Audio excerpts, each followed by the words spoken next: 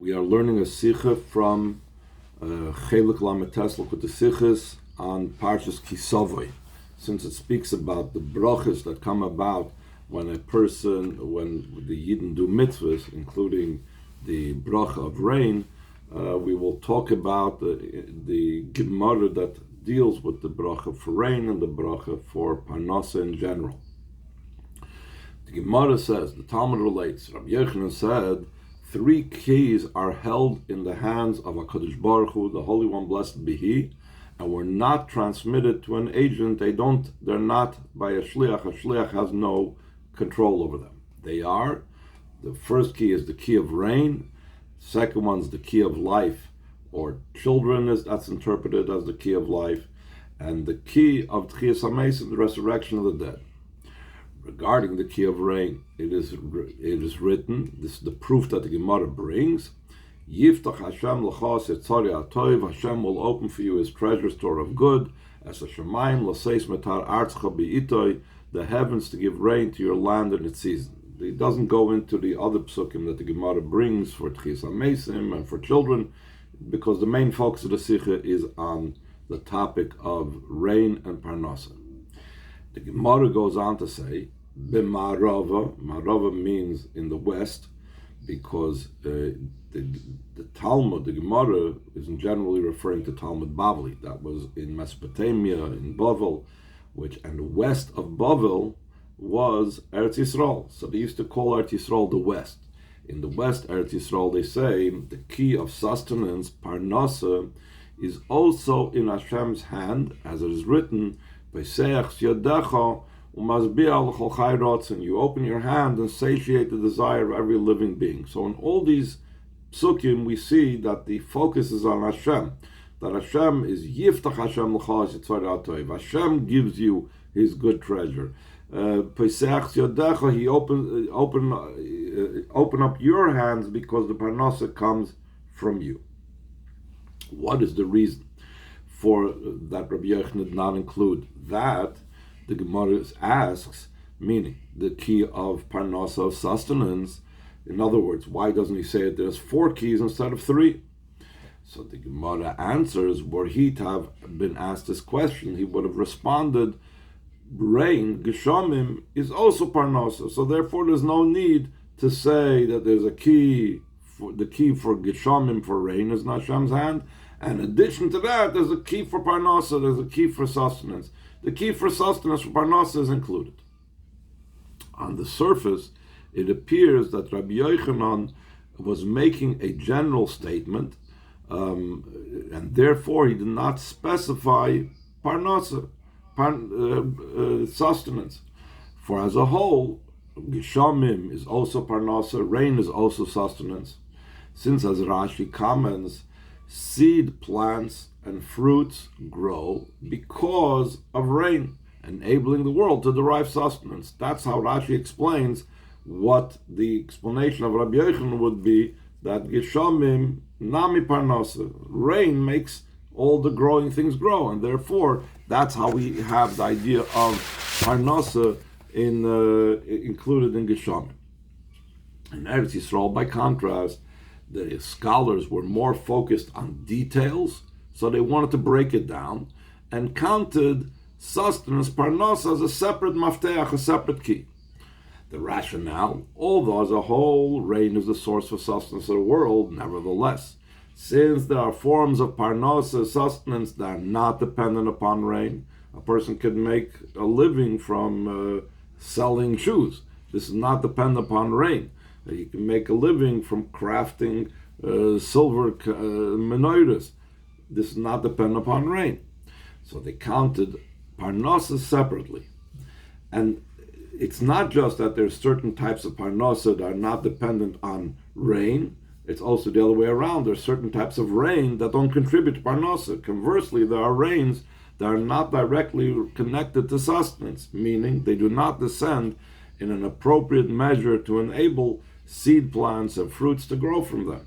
So you could have rain that is either it doesn't come down the right season, or it doesn't come down enough, or it's a flood rain which is not conducive to growth. Therefore, since it's not exactly identical, rain and parnasa can be two separate types of things.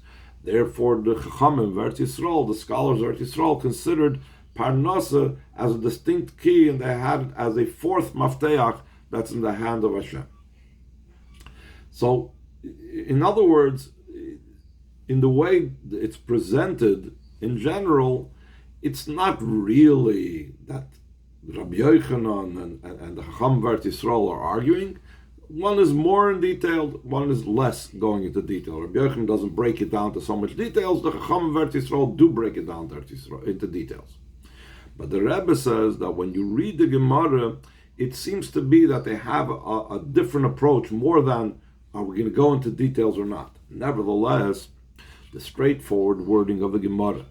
What is the reason that Rabbi Yochanan did not include that, meaning the mafteach of parnasa, by the fact that the Gemara makes such a type of question out of it? Could have just said, this is general, this is more specific. Does not reflect this understanding, it does not seem to be that the difference between Rabbi Yochanan and the Chacham is just Rabbi Yochanan is speaking generally, the Chacham were speaking more specifics. Rather, the simple reading of the text of the Gemara implies that there is a difference of opinion and there are two varying approaches regarding this matter. So here, the Rebbe is going to develop this over a whole development. So we have to really take this step by step until we finally come to realize what the Rebbe is pointing out of here. Section 2. It's possible to explain the premise for the difference of opinion by first clarifying an issue raised by the Mefarshim, the commentaries, regarding the response of the Gemara that according to Rabbi Yochanan, rain, Geshamim, is also parnas, is also sustenance. The Mefarshim note, the commentaries note that Rabbi Yochanan himself is quoted later in that Masech, the Masechtas Brachas, as saying, it says, rain falls for the sake of an individual, while sustenance, parnasa, is granted for the sake of many. As we go on, the Rebbe is going to explain different meanings to this statement. Rain falls for the sake of the individual. They bring a raya from a pasuk, as it is written, Yiftach lecha Hashem setzarei atov l'seis mitar artzecha, that Hashem will open His treasure store of good, the heavens, to give rain to your land, artzecha in the singular. So we see that rain can come even for an individual. Parnasa, sustenance, is granted for the sake of many, as it is written, Hinen nimamtir lachem lechem. It says in the plural, behold, I will cause bread, talking about the man, to rain down from the heavens for you, lachem in the plural.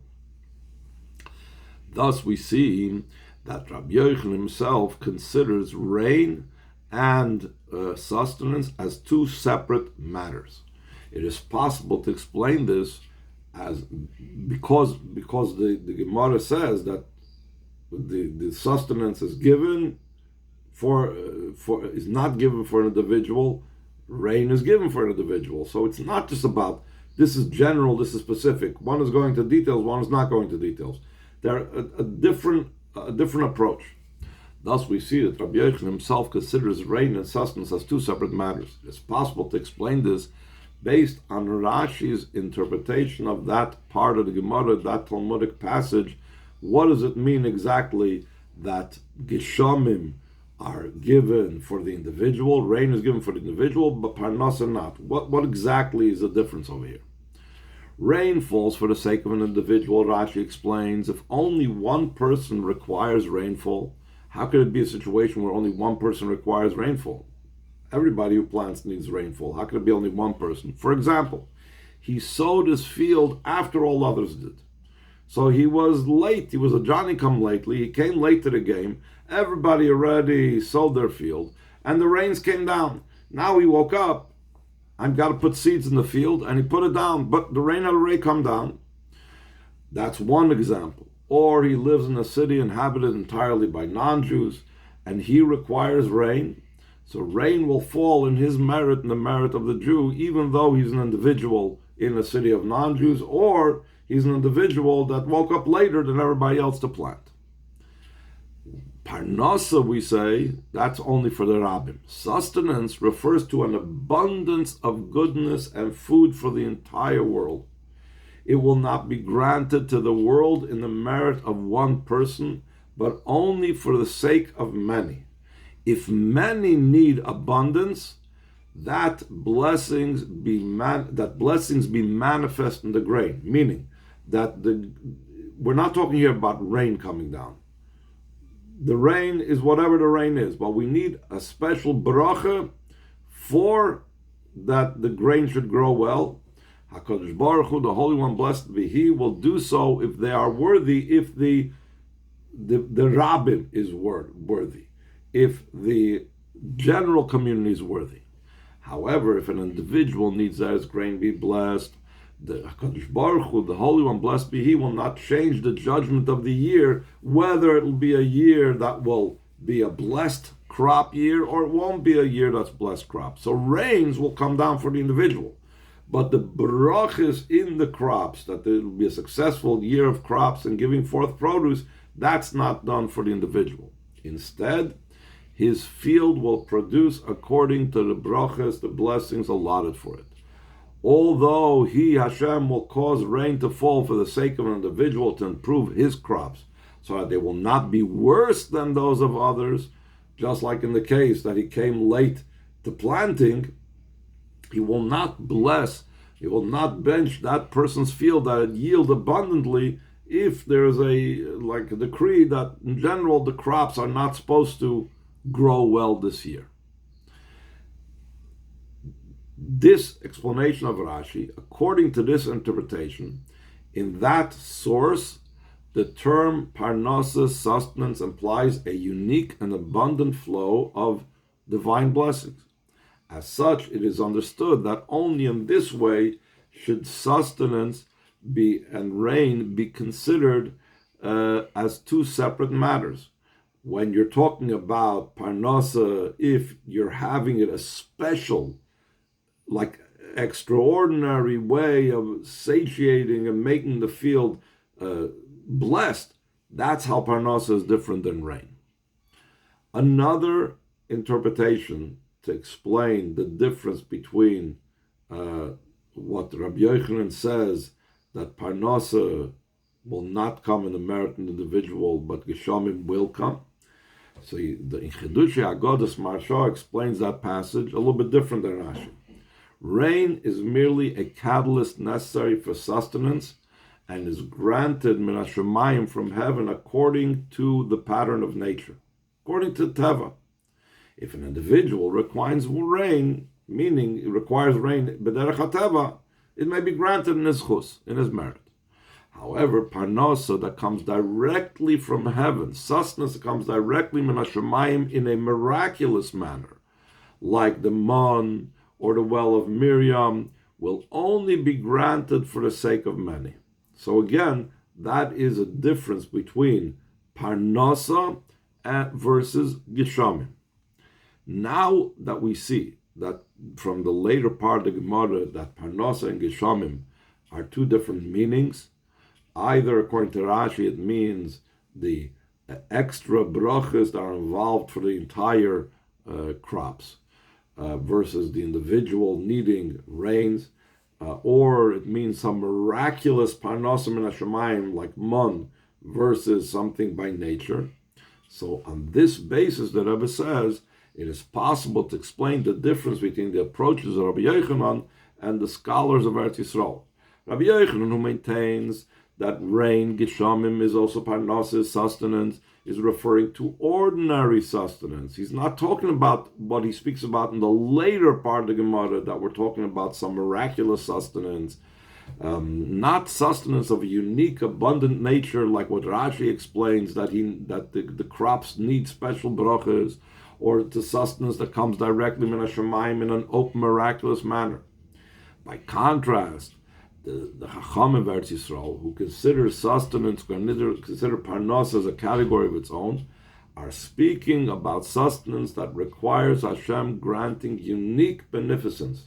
Such sustenance is only given for the sake of the many, and therefore it's not a contradiction between what Rabbi Yochanan argues with the Chacham over here versus what Rabbi Yochanan says later on in that Masechta. Nevertheless, the question raised by the Gemara, by the Talmud, what is the reason that Rabbi Yochanan did not include the mafteach of parnasa, the key of sustenance, still applies even according to this explanation? Why does Rabbi Yochanan only speak about ordinary parnasa that is included in rainfall, as opposed to the Chachamim? The Chachamim are speaking about a miraculous type of parnasa, either parnasa that comes min hashamayim like man, or they're talking about a parnasa that is something that you need to have extra abundance of blessing in the food. And thus there are only three keys held solely by Hashem, and he does not speak about the key on which sustenance that is not included in rainfall depends. Certainly it is a mafteach, a key of its own, a type of beneficence that comes only from Hashem. The key for it was not entrusted to an agent. So why does Rabbi Yochanan ignore the other type of level of parnasa? In other words, what the Rebbe is saying, there's two types of parnasa. Parnasa as it relates to and is part of Geshamim, and that Rabbi Yochanan is fine with explaining, fine, I don't have to say a separate key because parnasa is included in Geshamim. Sustenance is included in rain.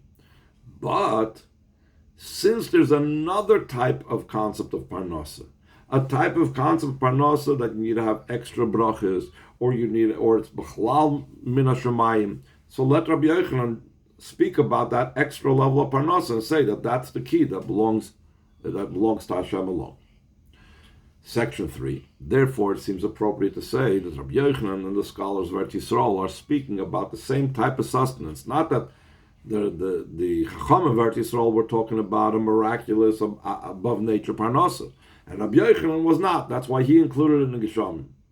Because or else the question is, why doesn't Rabbi Yochanan speak about that other one as well? Their difference is abstract. In other words, in reasoning, in understanding. What the Rebbe uses in Yiddish, the term in svara, they're arguing. Does sustenance require a separate key, a separate mafteach, or is it included in the key of rainfall, as the Rebbe will explain right now? To explain, rain and sustenance, geshamim, parnasa, are both terms used in a general sense to refer to the wherewithal granted man for his foods and other needs. The difference between them is that rain refers to the granting of sustenance from Hashem, from above, as indicated by the pasuk that we said before, not the pasuk we said before, a different pasuk, v'nosati gishmeichem b'itom, I will grant you rains in their season. This is something that Hashem gives. Hashem gives the rains. By contrast, parnasa, sustenance as a whole, refers to man's acceptance and receiving of this beneficence, including the activities he performs, so that he'll be sustained and nurtured by this beneficence. In other words, he's got to work, for example, the field. He's got to plant the field. He's got to plow the field. He's got to harvest it afterwards. These are all different aspects that are not part of Geshamim. They're not part of the rains, but they are a separate thing called parnasa. Stated plainly, rain comes from above and causes plants to grow. By contrast, sustenance, parnasa, results from work and activity on man's part. He plows, sows, reaps, and the like. According to this understanding, the difference of opinion between Rabbi Yochanan and the Chachamim of Eretz Yisrael can be explained as follows. Rabbi Yochanan speaks about the keys for these brachas as they come directly from Hashem the giver. He's not talking about a person's involvement. He's just talking about what Hashem is the only one that does it. Therefore, he mentions rain and not parnasa, not sustenance, because sustenance is not beneficence that comes directly from Hashem. Instead, it involves man's work, the efforts he must invest to receive and benefit from Hashem's beneficence. By contrast, Chacham and Eretz Yisrael speak from the perspective of man, the recipient. It is through his work that Hashem's gift of beneficence becomes sustenance. That the gifts of Hashem now become his parnasa. So since this becomes this is also something that's coming from Hashem, Therefore, they include sustenance as one of the keys. They include parnasa as one of the keys, because this is something that we're looking at the person's perspective as well. From the person's perspective, you have that you need to have the special gift of Hashem. Based on this explanation, the Rebbe continues, we can understand the correspondence between the positions of Rabbi Yochanan versus the Chacham Eretz Yisrael and the number of keys. 3 according to Rabbi Yochanan and 4 according to the Chacham Eretz Yisrael. The distinction between 3 associated with the letter Gimel and 4 associated with the letter Daled is highlighted by the Gemara and encapsulated in the expression. The Gemara says, Gimel Daled is Gemoil Dalim. Show kindness to the poor. The letter Gimel refers to the one who initiates the bestowal of beneficence, the one who shows Goimel kindness.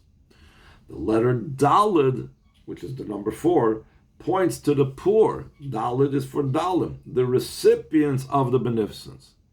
This relates to the numerical equivalent of these letters, 3 and 4. 3 reflect giving, the perspective of the one who grants kindness, while 4 also emphasizes the perspective of the recipient, the poor. So therefore, the Rabbi Yochanan said the number 3 because he was speaking only about things that come from above. The Chachamim said that there's 4 keys because in the number 4 is hinted also the parnasa which comes from below, that comes from our avodah in making the keli, etc. Section 4. Explanation is nevertheless still necessary. The passage focuses on the mafteches, the keys held in the hand of HaKadosh Baruch Hu, the Holy One, blessed be He, that were not transmitted to an agent. That's the Gemara is talking about. We're not talking about a human being's intervention. In other words, the matters dependent on these keys are such that they come directly from Hashem without any intermediary. If so, the interpretations of the Chachamim of Eretz Yisrael, who consider Parnasa as an independent key, requires clarification. How does that make sense? It's not, how is it being excluding a shliach? There's a shliach involved, there's an agent involved. Since sustenance, Parnasa is considered an independent key. Why do they consider it an independent key? Because it depends on and relates to man's work, and therefore it is not an element of the key of rainfall that has nothing to do with man. Man does not determine rainfall. How then can it be described as a key held in the hands of HaKadosh Baruch Hu, the Holy One, blessed be He, and not entrusted to an agent? We have an involvement in it. We do the Parnasa. This can be understood by first clarifying the statement of our Chachamim, our sages, who explain why Hashem ordained that rain descend from above. The Chachamim explain one of the reasons they give is that so that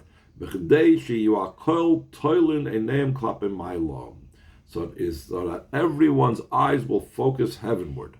Having to look upward makes one aware that man's sustenance is dependent upon rain that comes from above and does not come from a factor that man can bring about.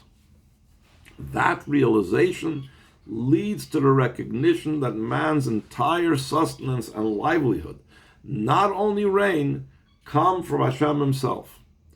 By contrast, in Mitzrayim, where the irrigation of the fields was dependent upon the Nile and was watered by foot, by canals, or by people like walking, needing to carry water by foot to wherever it had to water, there was no necessity to look heavenward. This is the advantage of Eretz Yisrael over other lands. The Kadosh Baruch Hu provides water. The Holy One, blessed be He, provides water for Eretz Yisrael by Himself.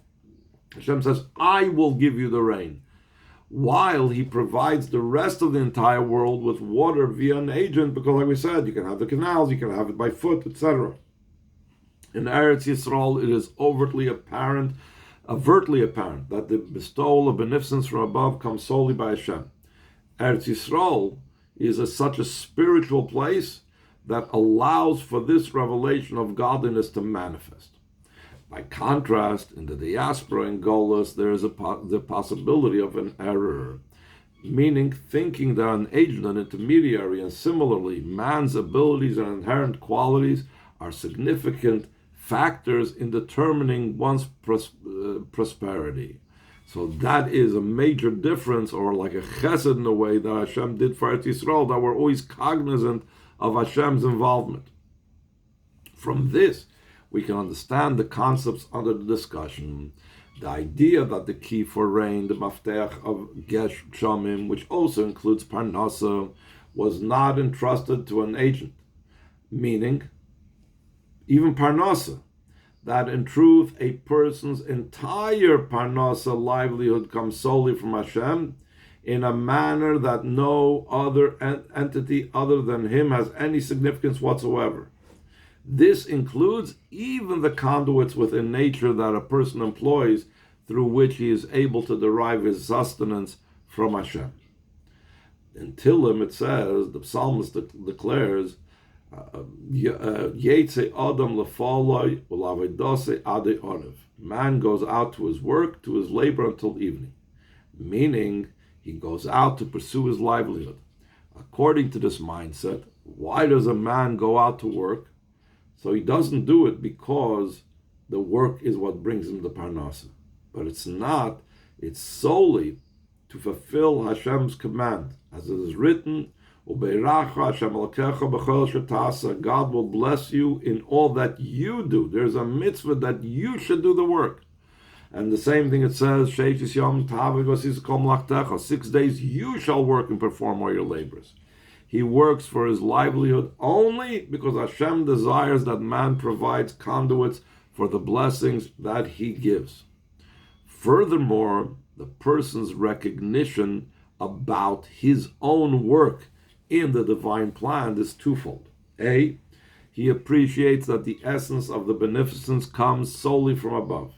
It is the birchas havayi tashir. It is the blessings of Hashem that bring wealth. And all his actions are merely conduits to receive Hashem's blessing. They resemble the oil and containers Elisha advised the widow of Avadia to employ when working the miracle, meaning they were merely conduits to convey and contain the miraculous oil. That when Elisha told the widow, when she was in dire straits and needed money so that they shouldn't come collect from her the debt that she owed, so he told her to bring as many empty vessels as possible, and the little small amount of oil that was there in one vessel, they used to fill up every single vessel that they borrowed from all their neighbors. Now, one would not say that the vessels is what the fact that she had. Truth is, the more vessels she brought, the more oil came about. But it was totally miraculous. It wasn't the vessels and the containers that she had that made that there should be more oil. The same thing, all the work that a person does for Parnasa are only like these multiple vessels that I make. It's not that the Parnasa itself brings Hashem's brachas down. B, the conduits a person with such a mindset employs do not have any importance in and of themselves. He doesn't give it any value, doesn't give it any significance. He does not employ them as conduits or vehicles to convey and contain Hashem's blessings because he thinks that they can independently elicit or facilitate a divine generosity. Just like the pots and the containers and the pitchers that the widow of Avadia supplied is not what made that there should be all of these things. He employs them only because of Hashem's command. As such, they become entirely secondary to and merely a conduit for Hashem's brachas, which surpass the natural order entirely. All of the work that the person does in his parnasa, it's only to do a drawing down of Hashem's. It's only Hashem's miraculous brachas that are coming down. It's not that they are drawing it down or doing anything to it. He does not attribute any inherent importance to the activities he performs to receive these blessings. They have no significance and importance by him. Section 5. However, the above recognition can follow either of two modes. Even this has like two ways how it can be followed. A person's actions and garments within the natural order that he employs are considered of no importance what at all. Just as in the miraculous series of events, it is patently evident and apparent that laws of nature are of no substance at all. So too, in the very same way, can that truth be recognized even when Hashem's beneficence is conveyed through the garments of nature. The sustenance man derives is essentially a miraculous, just like man that descended from heaven. He looks at even the fact that he's going to work, he's going in the field, etc. To him, despite the fact that I'm going to work, despite the fact that I'm doing all these different activities, I look at the parnasa, it's totally like man. B, another subtle way of looking at it, a bit of a subtle difference, and the difference between these two things is what's going to go through the entire rest of the Sicha. Although a person's actions and the conduits in the natural order which he utilizes have no importance in and of themselves, and are being employed only because of Hashem's command, like we said, you have a command to work. Nevertheless, because of Hashem's command, they acquire a certain import for Hashem's will is carried out through them. So the fact that Hashem wanted that the person should do these types of activities, that itself gives these activities that the person is doing for parnasa value which they do not have in and of themselves. Stated somewhat differently, the person's emunah, faith, that everything comes solely from Hashem is absolute. Regardless, he always believes it's all coming from Hashem without any doubt whatsoever. As a result, he has complete betachon, trust that Hashem will give him everything from Yodem Le'ab Suchak Doisha. His full, open, and holy and abundant hand. He is also conscious that Hashem commanded him to perform certain actions within Teva, within the natural order, to bring his brachas, his blessings, to fruition. Moreover, he realizes that this necessity for him to make a natural conduit stems from a specific divine intent. Hashem had this in mind, that the person should know and recognize that not only the beneficence granted him, but also the natural order itself and man's actions within it come from Hashem. It's not that despite what he's doing, Hashem's brachas comes down. Hashem is enabling him to do these things to bring down Hashem's brachas, but it's still Hashem's brachas. It's not his doing. Now, it can be said that this is the difference in the two perspectives, whether the mafteach of parnasa, the key of sustenance, is considered a key in its own right, or whether it is included in the key of rainfall, in Gishamim. According to Rabbi Yochanan, rain is also parnasa, sustenance, meaning that all the garments of nature and man's activities within them have no significance in and of themselves at all. Rabbi Yochanan's perspective teaches that parnasa, sustenance, and all man's efforts to acquire it are merely details in the beneficence that Hashem grants man, and therefore there's no reason to point it out as something separate from Gishamim, because the work that I'm doing is completely of no significance. It's just like rain coming down in Hashemayim. In the West, on the other hand, in Eretz Yisrael, they say the mafteach, the key of harnas, of sustenance, is also in Hashem's hands, as it is written, Peseach es yedecha, you open your hand.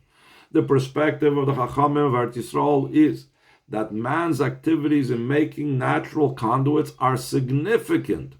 These conduits also come from Hashem and have their own importance because Hashem wanted them to have importance. This, that the garments of nature and man's activities within them are not something that have no substance, but they are also significant entities that come from Hashem, is also important for man to know and recognize. One has to recognize that this activity that I'm doing for Parnasa is also something of Hashem's. That Hashem wants this activity to be done for Parnasa.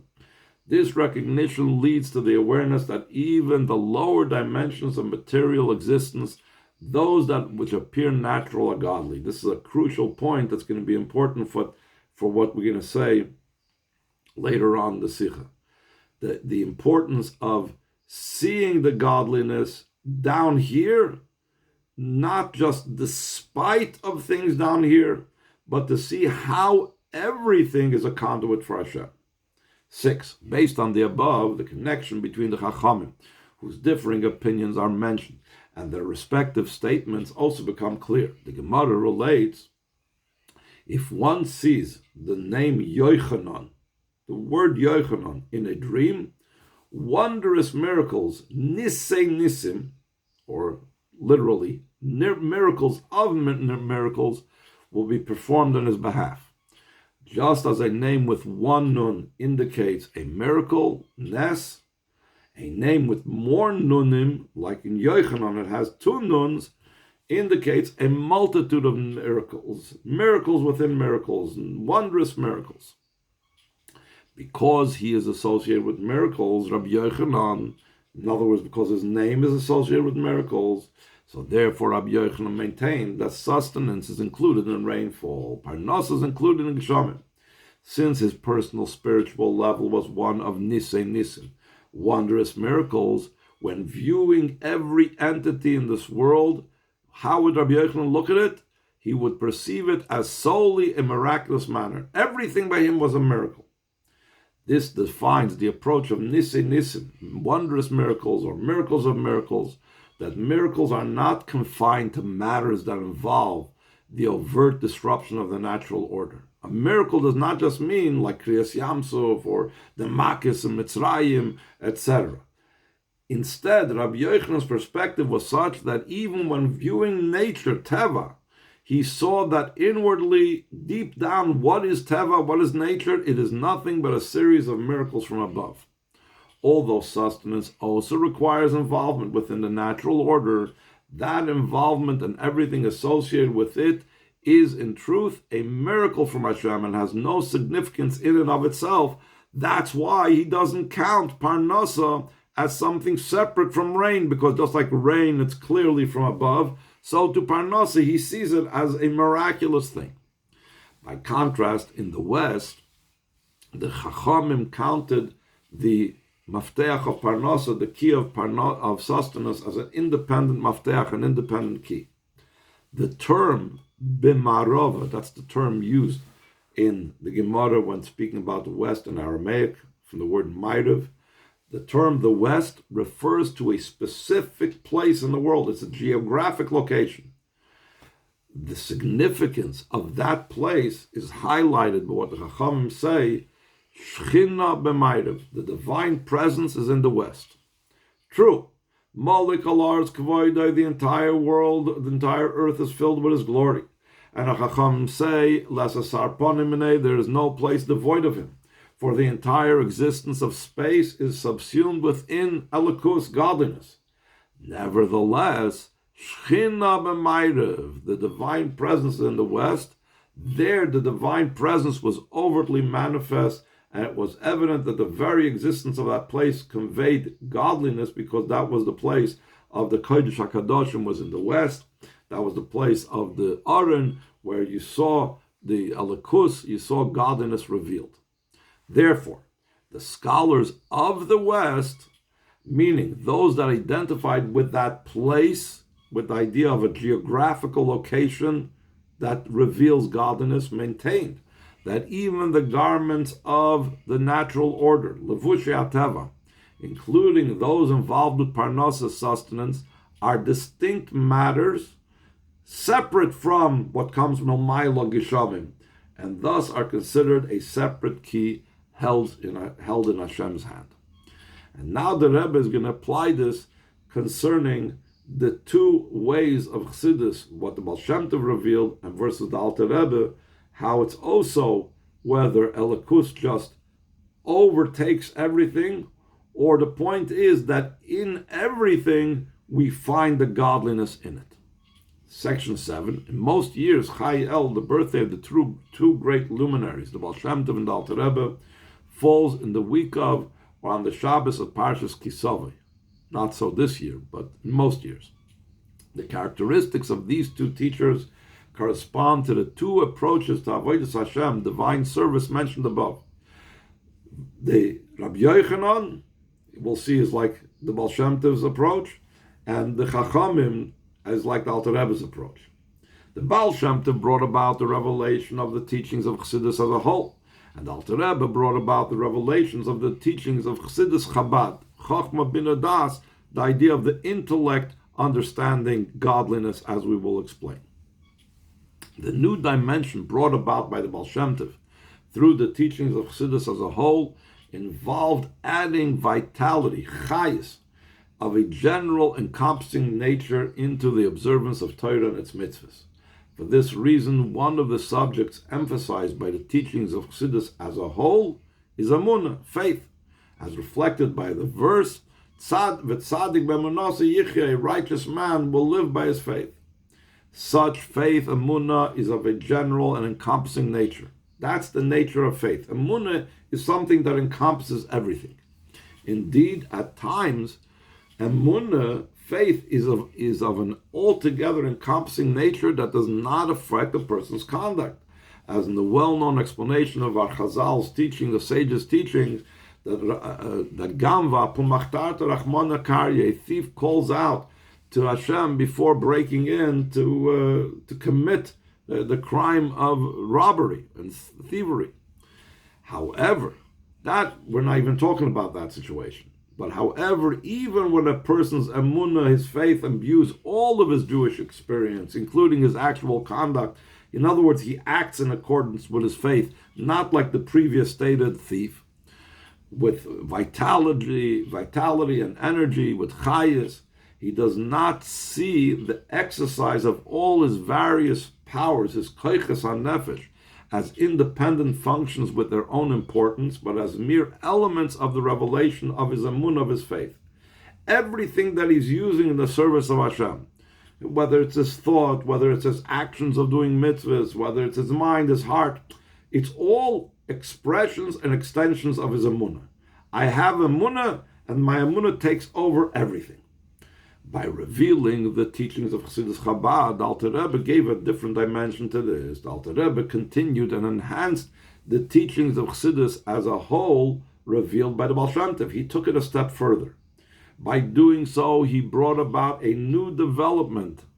Not only did his teachings make it possible for the essential elemental power of faith to be felt and internalized within the intellectual powers of Chochmah Bina Das, which was something that was not so clear and evident from the Baal Shem Tov, since the focus was mainly on faith, without taking consideration the different powers of the intellect of Chochmah Bina Das.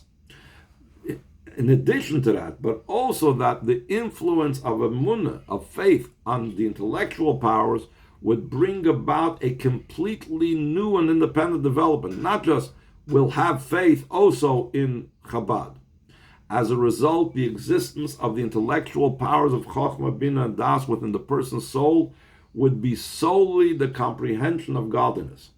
It's not that I have emunah to such a degree that it also overflows into my intellectual properties and into my emotional properties, like you say. It's the other way around. My intellect is about emunah.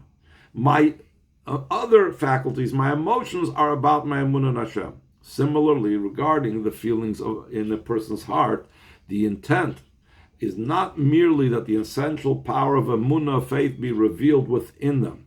In such an instance, the person's feelings are subordinate to his faith, to his emunah. They function merely as elements that reflect the revelation of emunah, of faith, within his being.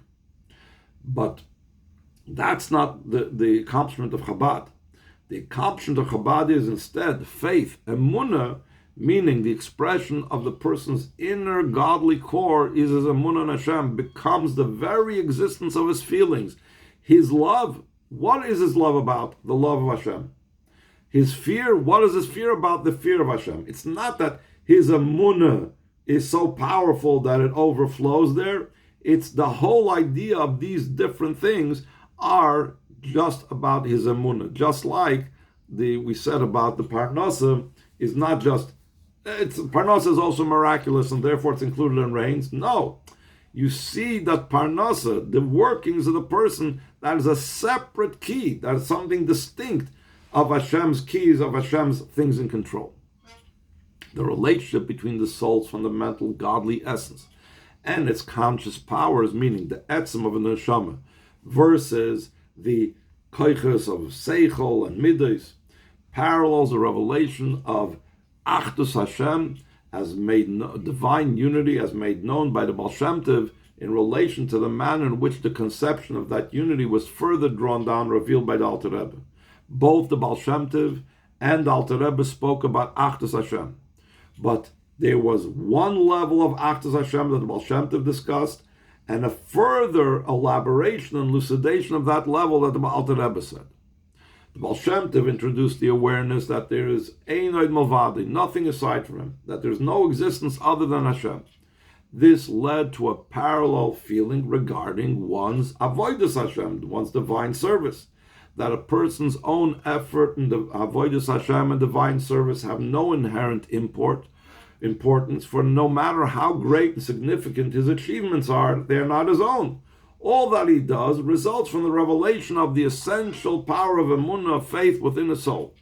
That essential power of faith, the Nekudas Hayadus, is not his own making, but is possessed by every Jew as a spiritual birthright because of the fundamental godly nature of a neshama, of a soul, which transcends the mortal dimensions of his personality. That's the result of how a person would look at his avodas Hashem from the perspective of the Baal Shem Tov's teachings. The Alter Rebbe revealed that Achdus Hashem, the oneness of God, even as it is manifest from the perspective of the world. In other words, not only does the existence of the world not represent a contradiction to Hashem's oneness, but on the contrary, the world enables a deeper conception of Achdus Hashem, of God's oneness, that the very existence of the world is one with Hashem, as explained at length in Tanya Shar Yichud V'Emunah. So it's the world itself. It's not that godliness permeates everything. It's the world itself is about godliness. So when we see something in the world, it's not just overpowered by godliness. The message of that individual thing is godliness. A corresponding concept exists regarding man's avodas Hashem, divine service. Not only are all the powers of his soul, the koiches hanefesh, his intellect, his emotions, etc., aligned with and guided by the essential power of emunah and Hashem, of faith in God and his oneness and his unity and his achdus, but that becomes his mind's entire being. His mind comprehends and feels the oneness of Hashem, achdus Hashem, not only because of the influence of emunah, of faith, but as a result of its own understanding. The mind comes to this conclusion. The mind does not function or see itself as an entity separate from Hashem, but as an expression of Him. Similar concepts apply regarding all the powers of the soul, whether it's the emotions or any other powers of the soul, that they are all part of Hashem's unity and oneness. They're all leading and directing to that direction. The possibility for a person's conscious powers to function as expression of godliness can only come about through man's own toil and labor, as he works on his own initiative and with his own energy to comprehend and grasp Achdus Hashem, God's oneness with his mind, and even within the intellectual powers of his nefesh habahamis, of his animal soul. He's supposed to struggle and try to explain it even to this nefesh habahamis. Through his bonus meditation, this recognition will also be drawn down to his emotional qualities, like Chassidus always talks about, that intellect influences the emotions. The love of Hashem and the fear of Hashem that he feels will be an expression of the essential godliness, alakus, of his neshama, and simultaneously reflect the natural functions of the emotions in his heart. He's not going to do away with his emotions. Those very emotions that he will be directed only in one way. The same is true regarding all of the powers of the soul, all the koychs nefesh. It will become evident and apparent that the true existence of every koyach, every power within his neshama, his soul, is fundamentally eliki and alakus, godly. Spreading the well springs of the Baal Shem Tov outward through Yefutza Ma'asecha is primarily achieved through drawing down these well springs into the intellectual powers of one's soul through the teachings of Chassidus Chabad. Chassidus Chabad is the primary means for the Yefutza Ma'asecha Chutza. From the mind, they are drawn down to the emotions, and then, since the Zohar says, "V'liba polig l'chol shaifin," this heart imparts vitality to all the organs, they affect the full range of one's personality. These efforts will lead to the spreading of these well springs to the world at large, and ultimately the swift and coming of Mashiach, the imminent coming of Mashiach.